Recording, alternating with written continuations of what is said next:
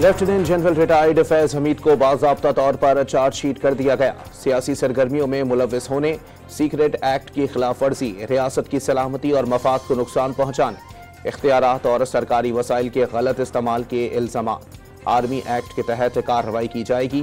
Barrister मियां अली अशफाक फैज हमीद के वकील मुकर्रर। फैज हमीद मुल्क में इंतशार और बदअमनी से मुताल्लिक पुरतशद्दुद वाक़यात में भी शामिल तफ्तीश। 9 मई से जुड़े वाक़यात से मुताल्लिक भी पूछगछ। साबिक DGISI से पुरतशद्दुद वाक़यात में मखसूस सियासी अनासिर की एमा और मिली भगत से मुताल्लिक भी तहकीकात।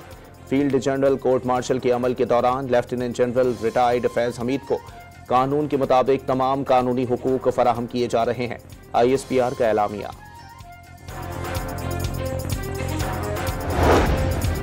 फैज हमीद और बानी PTI जराइम में हिस्सेदार थे। दोनों के मफादात एक हो गए थे।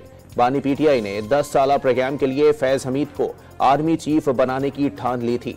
ख्वाब की ताबीर के लिए 9 मई आखिरी कोशिश थी। फर्द जुर्म ठोस शवाहिद पर मबनी है। केस में असल किरदारों तक पहुंचना है, जिसमें सरे फहरिस्त बानी PTI हैं।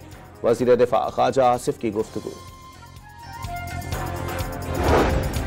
फैज हमीद के मामलात से PTI की जान छूटने वाली नहीं। बानी PTI के लिए संजीदा मसला पैदा करने की कोशिश की जा रही है। फैज हमीद की वजह से PTI फंसी हुई है। तहरीक इंसाफ के रहनुमा शेर अफजल मरवत की गुफ्तगू।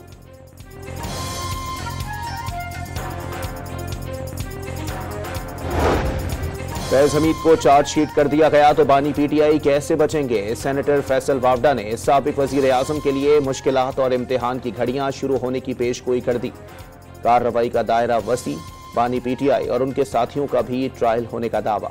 इसराइल के 48 घंटे के दौरान शाम के 480 मकामात पर हमले। दमिश्क और उसके अतराफ में फौजी तंसीबात और तहकीकी मराकिज समेत लड़ाका तैयारों, रेडार और असलहा डिपो को निशाना बनाया। इसराइली टैंक दमिश्क से सिर्फ 25 किलोमीटर दूरी पर रह गए। मुल्क भर में सर्दी की शदीद लहर। बलोचिस्तान के बेशतर शहरों में दर्जा हरारत नुक्ता इंजमात से गिर गया। कराची में भी ठंड बढ़ गई। दुनिया के आलूदा शहरों की फहरिस्त में लाहौर पहले नंबर पर आ गया। और जनूबी अफ्रीका ने पहले T20 मैच में पाकिस्तान को 11 रन से शिकस्त दे दी। जनूबी अफ्रीका के जीत के लिए 184 रन के ताक़ुब में ग्रीन शर्ट्स 172 रन बना सकी।